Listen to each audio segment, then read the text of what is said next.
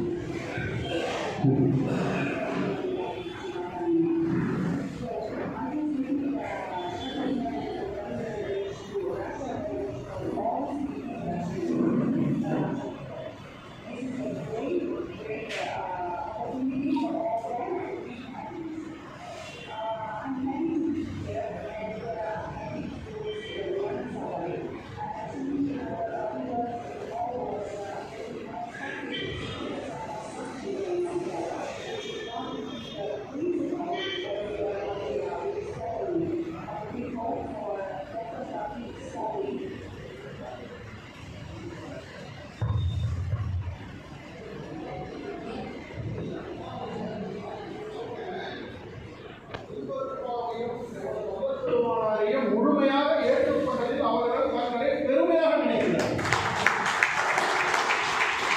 அவங்க சொல்றாங்க,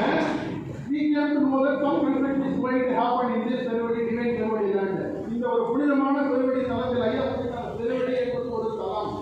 ஒரு தலம்னு வரும்போது அது வந்து பிளேஸ் ஆஃப் வர்ஷிப், வழிபடும் தலத்தில் வழிபடும் இடத்துல வந்து அது அமைஞ்சிடும். அப்படி அவங்க சொல்றாங்க, in this divine land we have to know that some message is going to happen. Definitely our saint Madonna has denied to do this type of message. அவங்களுடைய வாழ்நாளிலேயே வந்து கட்டக்கூடாது, மதலாரை வருதுட்டாங்க. யார் சொல்றாங்க? ரஷ்யாவிலேருந்து வந்தவங்க சொல்றாங்க. ரஷ்யாவிலேருந்து இங்கே வந்து இருக்கிறதே கப்பத்து லாங்குவேஜ், ரெண்டு லாங்குவேஜ். இன்னொரு விஷயம் சொல்றேன், ரஷ்யாங்கிறதுக்கு வந்து நம்ம காஞ்சி மகான் கொடுத்தது பல்வேறு ரிஷி பெருமக்கள் வாழ்ந்த இடமா. ரிஷியா என்பதுதான் மாறி என்று ரஷ்யா என்று உள்ளது. அப்படி ஒரு ஒரு இடத்துலையும் வந்து ஒரு ஒரு மார்க்கத்தவரையும் போய் நம்ம வல்லல் பெருமான அன்னைக்கு சொன்னாங்க, நான் உருவமாக இல்லாமல் அருவமாக இருந்து அனைவரையும் மாற்கொள்ள வேண்டும். அப்படி ஆட்கொண்டு அப்புறமே நீங்க வரும்போது இவங்க இந்த இடத்துல சர்வதேச மையம் நம்ம அடுத்து மறுபடியும் ஒரு இந்த கோர்ட்டு விஷயங்களை பற்றி நம்ம வழக்கறிஞர் ஐயா வந்து சொல்லிட்டாங்க. அது ஒரு சின்ன ஒரு பவர் பாயிண்டா போட்டு உங்களுக்கு எக்ஸ்பிளைன் பண்ணா கொஞ்சம் புரியும்னு.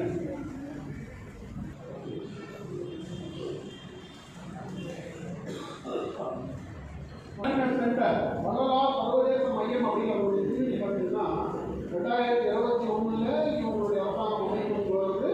தேர்தல் மேனிஃபெஸ்டோ, தேர்தல் அறிக்கையில் இவங்க வந்து அதை குறிப்பிடுறாங்க.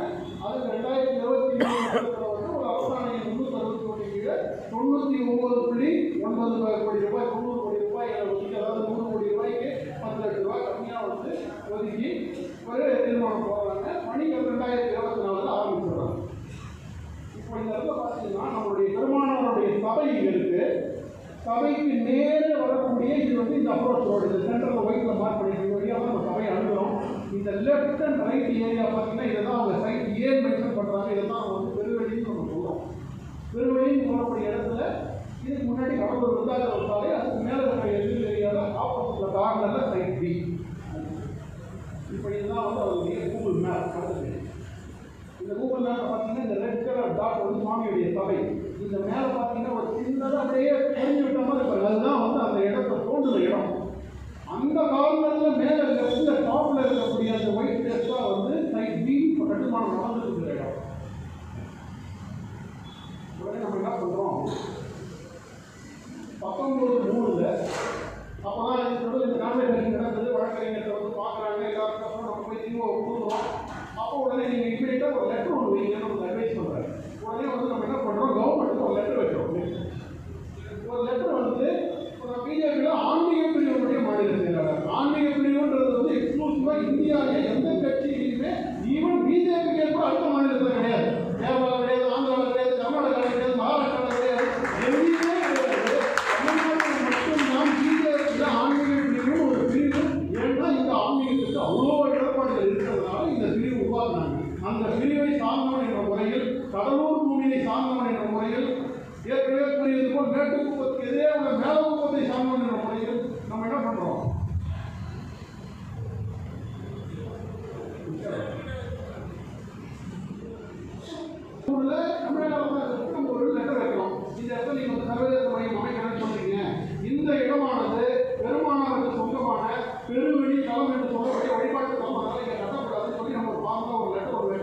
அந்த லெட்டருக்கு ஆக்சுவலாக அவங்க ரிப்ளை பண்ணணும். ஆனால் அவங்க ரிப்ளை பண்ணுவாங்க பண்ண மாட்டாங்கன்னு எதிர்பார்க்க அந்த லெட்டர் வைக்க கிடையாது.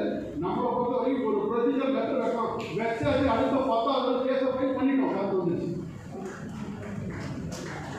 கேஸை ஃபைல் பண்ண பிற்பாடு 3ஆம் தேதியே கேஸ் லிஸ்ட் ஆகுது. 3ஆம் தேதியே நம்மளோட வழக்கறிஞர் ஐயா சொன்ன மாதிரி தலைமை நீதிபதியின் கீழ் வழக்கு வந்து இமீடியட்டாக நீங்கள் ஒரு டீட்டெயில் ஒரு ரிப்போர்ட் வந்து சப்மிட் பண்ணணும் அப்படின்னு சொல்லி ஒரு டீட்டெயில் ரிப்போர்ட்டுக்காக ஆணையிடுவாங்க.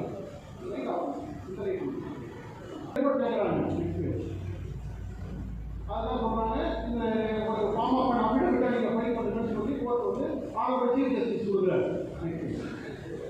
இதுக்கிடையில் என்ன பண்றாங்கன்னா, வடலூரின் பூர்வக்குடி மக்கள் வள்ளல் பெருமானார் சாலை சம்பந்திகள் என்று சொல்லக்கூடிய உங்களுடைய பாதிப்புடைய வந்திருக்காங்க. அங்கிருந்து பார்வதிபுரம் மக்கள் அத்தனை பேர் என்ன பண்றாங்கன்னா, குடிக்குடையில போராடுறாங்க. மக்கள் சக்தி அந்த இடத்துல காமிக்கிறோம்னு சொல்லி எந்த விதமான எதிர்பார்ப்பும் இல்லாமல் 300க்கும் மேற்பட்ட மக்கள், பெண்கள், குழந்தைகள் உட்பட அனைத்து பேரும் வந்து அந்த குழிக்குள்ள இறங்கி போராடி தமிழ்நாடு மட்டும் இல்லை இந்தியா மட்டும் எல்லா பேர்லையும் வந்தது. அதுல என்ன செய்யறாங்கன்னா, துர்பாகியமான ஒரு சூழ்நிலை, இறங்கி தர்மத்துக்கான போராடுற மக்களை இந்த அரசாங்கம் கைது பண்றாங்க. 161 பேரை கைது பண்ணி அவங்க பேர்ல கடுமையான ஒரு கிரிமினல் கேஸ் அவங்க பேரை ஃபைல் பண்றாங்க.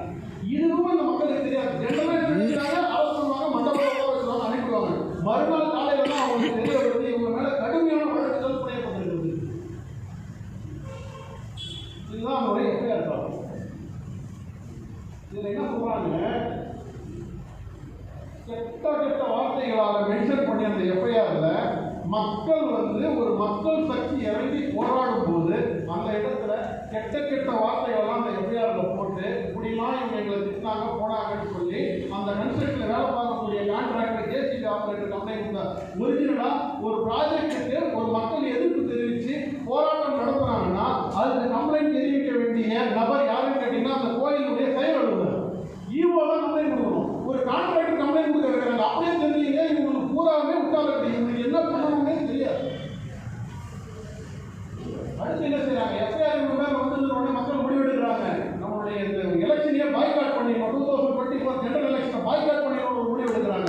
முடிவு எடுத்த உடனே என்ன பண்றாங்க, கவர்மெண்ட் சொல்றாங்க இல்லை வாங்க பீஸ் கமிட்டி பேசுவோம், அமைதி பேச்சுவார்த்தை உடனே என்ன பண்றாங்க, தாலுகா ஆஃபீஸர் தாசில்தார் முன்னிலையில டிஎஸ்பி முன்னிலையில உடனே அமைதி பேச்சுவார்த்தை நடக்குது. அமைதி பேச்சுவார்த்தை உடனே முடிவு எடுக்கிறாங்க, சர்வதேச கட்டுமான மையத்தை வந்து திருவடியில் அமைக்கக்கூடாது, எங்க மேல போட்ட வழக்குகளை நீங்க திரும்ப பெறணும், எல்லாத்தையும் இவங்க எழுதி வாங்கிக்கிட்டு எல்லாத்தையும் எழுதி வாங்கிட்டு ஆனால் இது வரைக்கும் எதுவுமே கம்ப்ளைண்ட் பண்ண கிடையாது. அவங்க இது வரைக்கும் கேஸுமே பெண்டிங்கில் தான் இருக்கு. நம்ம விட்ரா பண்ண மாதிரி எனக்கு தெரியல. ஸோ இந்த சூழ்நிலையில அடுத்து இமீடியட்டாக உடனே மறுபடியும் வழக்கு வருது.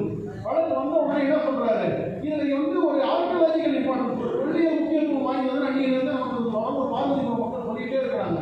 சொன்ன இன்புட்டை வச்சு நம்மளுடைய அட்வொகேட் வந்து வாதம் பண்றாரு, இல்லை இது வந்து ஆர்கியாலஜிக்கல் இம்பார்ட்டன்ஸ் இருக்குன்னா கொஞ்சம் தொல்லியல் ஆராய்ச்சி பண்ணணும். ரெண்டாவது அன்னைக்கு நம்ம வழக்கறிஞர் சொன்ன மாதிரி எங்களுக்கு விட இதுல ரொம்ப புலமை வாய்ந்த ஒரு கோயில் என்று அமைக்கப்பட்டுள்ள ஒரு பிரத்யேக பெஞ்சு வச்சு நாங்கள் வழக்கு விசாரிக்கணும்னு சொல்லி உடனே கோர்ட் வந்து இந்த கேஸை வந்து போஸ்ட்போன் பண்ணி அடுத்த பெஞ்சுக்கு ட்ரான்ஸ்ஃபர் பண்றாங்க. 10/5/2024 சொன்ன மாதிரி விடுமுறை அன்னைக்கு விடுமுறை காலத்தில் ஒரு ஸ்பெஷல் கேஸ் தான் இதை எடுக்கிறாங்க. அதுல ஒரு விளக்கம் நடந்தது, ஐயா சொல்ல விட்டுட்டாங்க. இவருக்கு வந்து ஒரு 6 வருஷமா முடியாம பேக் பெயின். இவர் உட்கார்ந்தாலும் எதிர்த்தாரா உட்கார முடியாது. அன்னைக்கு 5.5 மணி நேரம் நின்று கோர்ட்டில் நின்று வாதம் பண்ணியிருக்காங்க.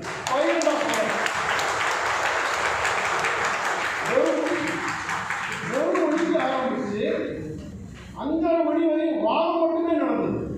வாதம்னா சாதாரண வாதம், அவங்க பண்றது இரண்டாம் வாதம், நம்ம வக்கீல் பண்றது பிடிவாதம். தப்பவே முடியாது. அந்த வாதத்துல அதுக்கப்புறம் ஏகப்பட்ட குளறுபடி என்னென்னவோ பண்றாங்க. அதுல நம்ம வைக்கிற ஒரு முக்கியமான கண்டிஷன், ஏற்கனவே இதே பெஞ்சு 2021 ஒரு ஜட்ஜ்மெண்ட் கொடுக்குறாங்க. 100 வருடங்களுக்கு மேற்பட்ட கோயில்களை நீங்க வந்து பணிபுரியணும்னா ஒரு வேலை செய்யணும்னு சொன்னால் அதுக்கு ஒரு ஹெரிடேஜ் கமிஷன் அமைக்கணும். அதுக்கு சில ஃபார்மாலிட்டிஸ் இருக்கு. ஐயா சொன்ன மாதிரி சாஸ்திரி அப்படி எதுவுமே நீங்க வாங்கல. எல்லாத்தையும் விட முக்கியமா அரங்காவலர் குழுவே நியமிக்கல. அரங்காவலர் குழு நியமிக்காம நீங்க எதையுமே செய்ய முடியாது, இது எல்லாத்தையும் கம்ப்ளைண்ட் பண்ணி வாங்கன்னு சொல்லி கேஸை சுழிச்சு அனுப்பிட்டாங்க. முடிச்சுட்டு இதோட 4 மாசத்துக்கு அந்த கேஸை பத்தி எதை பத்தியும் யாருமே பேச